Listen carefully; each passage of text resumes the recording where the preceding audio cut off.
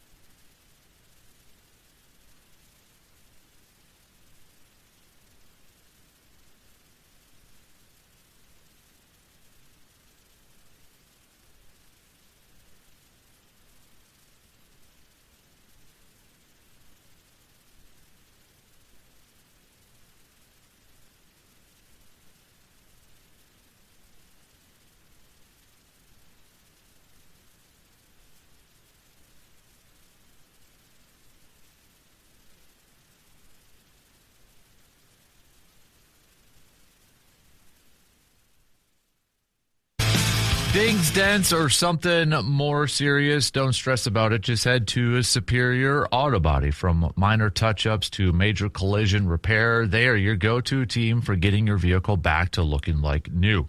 With experienced technicians and attention to every detail, Superior Auto Body takes pride in doing the job right the first time. So when life happens to your vehicle, trust the team that Eau Claire drivers rely on. Superior Auto Body, your go-to place for all of your auto body needs. Superior Auto Body, our official Backyard Dreams partners.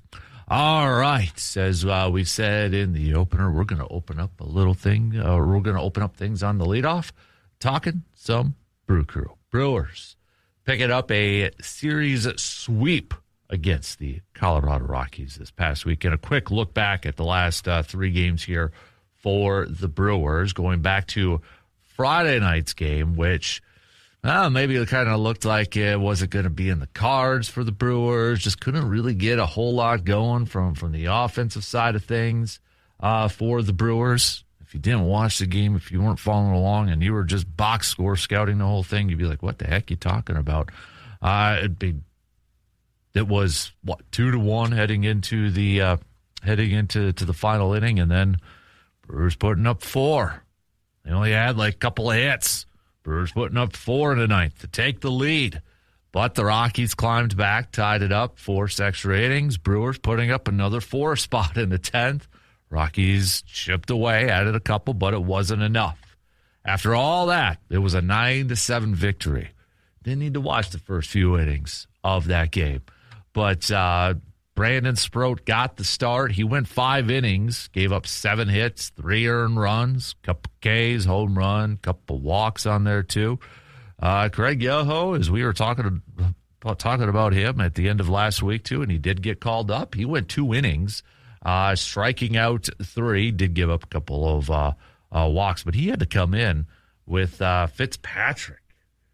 Yeah, scary situation if you kind of seen the highlights, or maybe you're watching or you're listening, but getting hurt on a warm-up pitch and kind of the elbow. So latest reports is deciding whether he's going to have Tommy John surgery or rehab. The rehab is not off the table, but I mean, when you throw a warm-up pitch and your elbow just kind of goes, and you could tell he was in immense pain and such and had to leave. But scary situation for Fitzpatrick. So another injury to that Brewers bullpen too.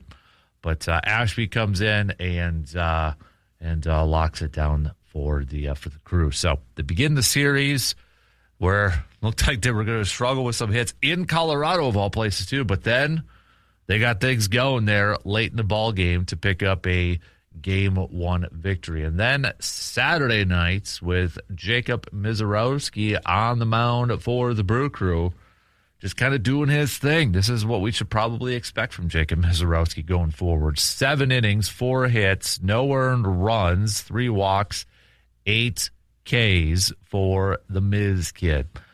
Getting some early run supports. Brewers putting up a run in each of the first 2 innings, and then putting up those insurance runs late in the ball game. 3 in the 7th, 2 in the 8th, 13 total hits for the Brewers. That included from Mr. Bryce Terang, a couple of dingers too. Jake Bauers also getting in the home run chase. Hamilton too. So, but getting plenty of enough run support and a solid pitching performance from Jacob Mizorowski. And coming in or towards the end of that outing by Jacob Mizorowski too, I'm sure a lot of you have already seen it or heard about it, seen some of the comments. But in that situation in the 7th, he had 2 on, 1 out.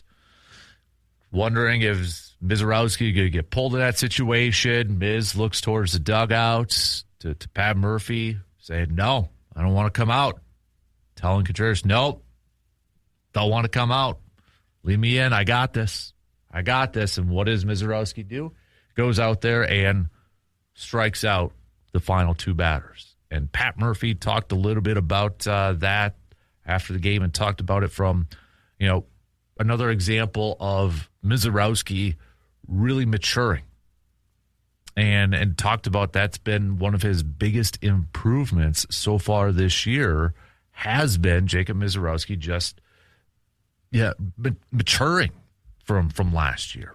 In a moment like that, and you see the trust between the manager and the pitcher, and obviously Contreras and at the catching spot too being involved in that. But we've talked about it a lot with Pat Murphy and his players and how he empowers his players, how he gives his players a chance. We talked about it a lot with Bryce Terang and other players, giving them a chance to maybe either bounce back or, in big moments and such. And not to maybe over blow it out proportion or something like that, but to kind of see that confidence and to see that maturity level from Jacob Misiorowski. And he kind of talked about it after the game too. It wasn't this, he decided to just blow the baseball by those hitters with his fastball. He said, I just pitched. Just went out there and pitched, mixing it up a little bit. So not just relying on his powerful fastball to get by those hitters. So maybe another step, another notch, another level for Jacob Misiorowski in his very young career to be able to say, I understand the situation. And he kind of talked about it too, where he understood the bullpen situation, the injuries, kind of a little banged up, used a lot. He understood how important it was for him to finish that inning, a high leverage inning, to kind of help out that bullpen afterwards too. And he got it done. And that's what you want to see from your aces, to say, no, I got this. All right, leave me in. I got this. And not only to say that, but then to execute it and get the job done. Get it done. Get out of that inning. Taking the team on your back, if you will. That was a cool moment. That was a really cool moment for Jacob Misiorowski. It just adds on another thing of maybe just this vast improvement from him from last year. And maybe I shouldn't say vast because it makes it sound like he was kind of awful last year, but just I think it goes to maybe that consistency part from him, where that to me has been the biggest thing, is just we're seeing another start now from Misiorowski where he's going out there and he's just putting together back-to-back games, back-to-back games of some awesome, insane play. I mean, you go back to May 1st. May 1st, he has given up just one earned run in 7 games. 7 games started. One earned run. And you look at his last 7 games, you're looking at 5 1/3, 6, 7, 6, 7, 7, 7. 3 games in a row now where he has gone 7 innings in each game. And the pitch count, he hasn't even eclipsed since April 7th. Hasn't even eclipsed 100 innings, 100 pitches. So even though he's been going these 7 innings, he hasn't reached 100 pitches. In fact, went 98 against Colorado. The game before against Houston in those 7 innings, he only threw 88 pitches. And the game that he did throw over 100 was that Boston game, and he went 5 1/3. So not only is he giving this team some length, but the pitch counts, keeping them relatively low by today's standards. So another just solid night for Jacob Misiorowski. And then yesterday in the series finale, Brewers, again, maybe kind of starting a little bit slow. Rockies, they should have known better. They got to put up some bigger offensive numbers when you go up against this vaunted offensive team of the Milwaukee Brewers. 6th inning after Rockies make a change in pitching. First pitch, Gary Sanchez home run. And that just got Brewers take the lead. They put up a big old crooked number in the top of the 6th with those 7 runs, and they add 4 more in the 9th. 17 total hits for the Brewers yesterday. 17 total hits on 12 runs, and the only home run came from Sanchez. I mean, Vaughn getting a triple. Rengifo getting in on some hits, picking up a double early on in the game. You had Jackson Cherio with 3 hits. Contreras with a couple. Vaughn with 3. Sanchez with a couple. Mitchell had 3. Every person that started the game collected a hit, and that included Mr. Joey Ortiz, too. So get the brooms out and doing a little sweeping in the Colorado Rockies, getting it done. Great weekend. Fantastic weekend. Yes, it's an inferior opponent in the Rockies, but the Brewers did exactly what they were supposed to do. Not play down to the competition. Go out there and do your thing. Take care of your business. And that's exactly what they did. Great weekend. And let's do it again as they move a little bit further southwest to Vegas. And they'll be taking on the Athletics. Let's preview that series, shall we? We'll take a quick break and then take a look at this 3-game series with the Athletics. And not to look too far ahead, but a fun weekend series coming up here for the Brewers when they return home to take on the Phillies, in which, when, again, looking a little bit ahead, I understand that, but starting this weekend begins a big stretch of games for the Brew Crew as they will start to turn the page on the month, and man, maybe a chance to make another statement here too. But let's talk some athletics and preview it tonight's game, shall we? We'll take a quick break and be right back in just a few minutes. Get your team signed up right now for the 6th annual Casper Classic to help benefit Backyard Dreams. August, we are officially under the 2-month mark. So get going. Head to our website, sportstalk1051.com, WAYYradio.com to sign up your 2-person team for $90, just $90. I mean, come on, that you going to be hard pressed to find a better deal to just go golfing for that. For a 2-person team, $90.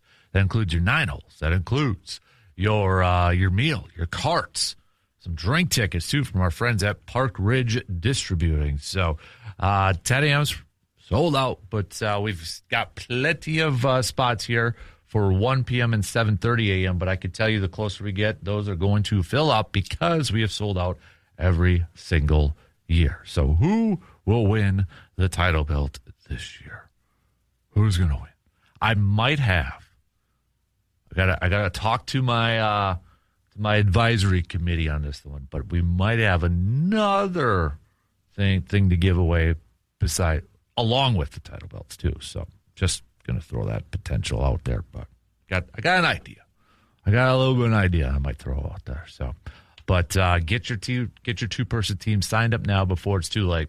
And if you are interested in maybe partnering, sponsoring a hole, or donating a raffle prize, especially if you're interested or willing to donate a raffle prize, please reach out, because 100% of those proceeds go to help fund our Backyard Dreams promotion. So, all right, let's talk some more Brewers here as we continue in the first hour of the program. Brewers right back at it tonight, taking on the Athletics. It's going to take me, I'm probably over under 1.5 times that I'm going to say the Oakland Athletics, I'm going to take the over. So forgive me already. I'm just going to throw that out there, that is probably going to happen today and every day in this series. All right, it's going to. But we get Kyle Harrison on the mound tonight for the Brew Crew, and Kyle Harrison needs no introduction for what he has done so far this season. 7-1 with that 1.57 ERA. And he's looking, I mean, you look at, he's on a 4-game winning streak right now. His latest start coming against the Giants back on the 2nd, where he went 5 2/3, giving up just 1 earned run, striking out 12, going over 100 pitches, 106 pitches in that game. In fact, Kyle Harrison has 2 games where he's thrown over 100 pitches. That's 1 more than Jacob Mizorowski, who we were just talking about. So, but it's kind of like, okay, what else do you got in store here, Kyle Harrison? What else are you going to show us tonight? You got to pick up that 8th win to improve to 8-1 on the season. A little bit of experience with some of the athletic hitters going up against Harrison. You're talking about like 1 or 2 ABs, so really not a whole lot to come away with. So on the flip side, the Athletics are going to be throwing Jeffrey Springs, the left-hander. So kind of wonder, maybe get a similar lineup to yesterday, a little right-handed heavy lineup. I would expect Vaughn, maybe, if Contreras is catching, would it be another night off for Yelich? We'll see how that goes here. But when you look at Jeffrey Springs and what he has done so far this season, 13 games started. He is 3-6 with a 4.37 ERA. His latest game, going up against the Cubbies back on the 3rd, he only lasted 3 2/3, giving up 7 hits, 4 earned runs, and a couple of home runs. But if we look at the month of May, not a great month of May for him either. 0-4 in 5 games started with a 4.23 ERA. Now, to be fair, there were a couple games here where he had quality games, just didn't maybe get that run support. I mean, you're talking about a couple games where 2 earned runs, 1 earned run, and that was a loss against the Giants. He only gave up 1 earned run. Another loss against Seattle, where he gave up a couple earned runs too. So, but in 5 games, he did give up 13 earned runs. And if you want a little bit of a bigger sample size, similar to April, he gave up 15 earned runs, but he was 3-2 with a 4.05 ERA. Opponent's batting average going up against him so far, while he finished the month of May of a 261. Can this Brewers offense stay hot? Can they put up some early run support for Kyle Harrison? Can they go out there and do that? And maybe kind of settle things down, just give them that confidence out there too. But I think, you look at Jeffrey Springs, a veteran, 33 years old, been around for a bit. I mean, he began his career with the Rangers, all the time in the American League. A couple of years with Texas, Boston, Tampa Bay in there for a few years, and then he's been with the Athletics here for the past couple of seasons. So last year for the Athletics, he was 11-11 with a 4.11 ERA. But and Brewers do have some experience going up against him. Not a ton. Vaughn actually has the most. Vaughn spending some time in the AL, 6 career at-bats, does have a home run against him, 4 RBIs, 157 average with an 810 OPS. Yelich has 4 career at-bats, and he's a 0 average, 200 OPS. And then Renjifo's 4 career at-bats, a couple RBIs, 500 with a 1.000 OPS. Everybody else has about 1 or 2 ABs against him. So, again, not a ton of experience, but a couple of hitters, a little bit more experience going up against Springs this year. So, but I think there's the way this Brewers offense is going right now, I think there is an opportunity for them to jump out and put up a crooked number early on. And if there's one thing that this Brewers team too has shown, there's a lot of things that this Brewers team has shown, but another thing that this team has consistently shown throughout this year has been they could head into the 8th, 9th inning, maybe down, maybe not doing a whole lot on offense, but they could explode any minute, any time. We've seen them go out there and put up big numbers early in games. We've seen them obviously just recently go out there and put up big runs later on in games and come away with W's. You cannot let up. If you're an opponent going up against this Brewers offense, you Cannot let up on this team. You can't take it think, okay, we got this in the bag.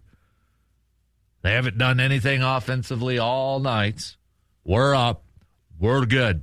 No, because they come out of nowhere. It's so unpredictable at times when this offense just might put up that weird number, that crazy number. So it could be a frustrating offense at times to watch, but other times it could be a really fun offense to watch too, just because of the unpredictability that they showcase so many times. Hamilton too, man. I mean, now he's found a little bit of a power stroke here, throwing up some home runs, for crying out loud. David Hamilton's up to 243 this year. May not seem like a lot, but hey, 3 home runs, 667 OPS. I'd take that right now, considering the offensive production that we have been getting so far from that shortstop spot. Sure looks like he's going to be the guy that's going to get, if they go Ortiz, it's Hamilton at third. But I mean, he's setting career highs right now. He's a career 227 hitter, 243 this year. He's a career 295 on base, 331 this year. OPS is a little bit higher. I mean, he's a career 649. He's 667 this year. Ironically, though, his slugging is a little bit down from his career numbers. He's a career 354 slugging, nothing really to write home about, but 336 this year. And he has a positive WAR, win above replacement. 1, but still, you take any positivity that you could kind of come away with. And David Hamilton, I mean, if we want to look back at his last 50 at-bats, last 15 games, he's hitting 280 with an on-base of a 345. Split it in half. His last 25 at-bats, he's hitting 360 with a 448 on base. Maybe kind of prolonging the eventual call-up of a guy like a Cooper Pratt or a Jet Williams. Maybe prolonging that a bit. All right, we got to take a quick break as we'll wrap up the first hour. Brewers, we're at the 99 mark. 99 games left to go. The Brewers, the fastest team. Well, this current Brewers team, the fastest in franchise history to hit the 40-win mark. We'll hit that up. Coming up after these quick words. Father's Day is coming up, so what you getting Dad this year? You want to do something special? You should. Well, what's special? How about hooking Dad up with some new flooring from our good friends at Carpet City Flooring Center right here in Eau Claire. Whether it's for his man cave, his space, or just a space in his home, or maybe his home office, or work, whatever the case may be. All right? Start from the ground up. Nothing looks sharper in Dad's favorite space than some awesome flooring from Carpet City Flooring Center here in Eau Claire. Whether it's carpet or tile or some luxury vinyl planks, they got it all. If you're not sure, I don't know what would work the best or what Dad would like or what functions the best or what really would fit in my budget. Is there anything that fits in my budget? Yes, there is. And you know what? The entire team from Carpet City Flooring Center can help you out. Just stop by. All right, stop by today, this week, 3109 East Hamilton Avenue in Eau Claire, and chat with the incredible team, the awesome team at Carpet City Flooring Center, and they will work with you from the starting blocks to the finish line and helping Pops get that brand new flooring for his space. Or maybe you're just looking for some new flooring in general, and it's not necessarily for Father's Day. They got the hookup over there too. So we got the Brewers wrapping up the first hour here. The fastest in franchise history. This team, this 2026 Brewers team, fastest in franchise history to hit the 40-win mark. They are now 40-23, and we only got 99 games left to go, baby. We are double digits. No more triple-digit games left to go. We're at 99, baby, and it's going to go by that, since we're still in the beginning months of June and such. But How are they from a national perspective? If you pay attention to power rankings, again, I look at them just to kind of get a gauge of what maybe the national thought is, and really the top three haven't changed. Number one is the Braves, number two is the Dodgers, and number three is the Brewers. 3 National League teams sitting on top of MLB.com's power rankings. What did they say about the Brewers? Says casual fans are constantly asking, how in the world do the Brewers keep winning every year? There are many answers to that question, but honestly, the simplest may be just pointing at Bryce Terang and everything he does on a baseball field. Yeah, I mean, it's Bryce Terang, it's Jacob Misiorowski, it's Contreras, it's Kyle Harrison. Jake Bauers is having a career year. And maybe this is just me being the homer and me being, in Wisconsin as a Brewers fan. But honestly, when you look at a lot of these guys on this team, you got a Jackson Chourio who's got superstar potential. You got a Yelich who's a former MVP. You got Bryce Terang, who was on Team USA in the World Baseball Classic as their starting second baseman and has had great years for the last few years. You have Contreras, an all-star catcher, all-star DH2 with the Braves before he got to Milwaukee. Jacob Misiorowski, one of the electric, if not the most electric starting pitcher in Major League Baseball right now. Kyle Harrison's on there too. Trevor McGill's an all-star. It's not like the Brewers don't have dudes and they're playing, above their expectations. Maybe they're still playing a little bit above expectations, but they got good players. And sometimes when you see these like narratives or these lines like how do the Brewers keep winning every year, it's not like they just have awful players or random players. It's not like the movie Major League where they're just acquiring these dudes and they're playing way above expectations. They got good players. They've got really good players. And maybe it's just time for some national peeps to recognize that.